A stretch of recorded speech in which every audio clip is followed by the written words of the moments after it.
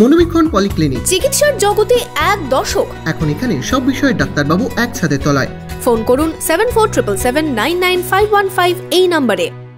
একদিকে টানা বৃষ্টি, অন্যদিকে ঝড়ের দাপটে দমকলে নষ্ট বিঘার পর বিঘা কলা বাগান।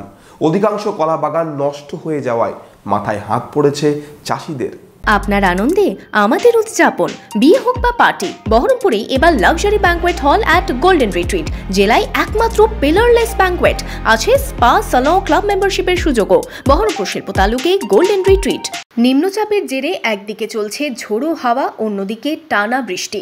এর জেরেই বিঘার পর বিঘা জমির কলা বাগান নষ্ট হলো দমকলের রায়পুরের বিস্তীর্ণ এলাকায়। কলা বাগান থেকে ওঠার আগেই নষ্ট হয়ে যাওয়ায় মাথায় হাত পড়েছে চাষিদের। শনিবার সন্ধে থেকে বৃষ্টির সাথে বাড়তে থাকে ঝড়ের দাপট। রবিবার সকালে জমিতে গিয়ে দেখা যায় প্রায় 100 বিঘা জমির কলা গাছ নষ্ট হয়েছে। কলা চাষ 1 বিঘা করেছিলাম, কন্ট্রাক্টলি সবই শেষ হয়ে গেল। সাহার মাটির প্রচুর টাকা লেগে গেছে। এখন কি করবে সরকার, একদিন দেখুক আমাদেরকে। কি করা যাবে না, এখন কেউ দামও বিলবে না, এতে কিছুই নাই এখন কলার। জালি কলা সব শেষ হয়ে গেল।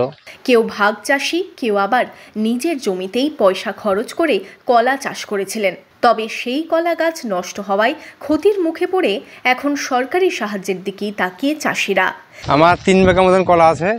কলা আমার নিয়ে পরের জমি কন্ট্রাক্ট নিয়ে আছে।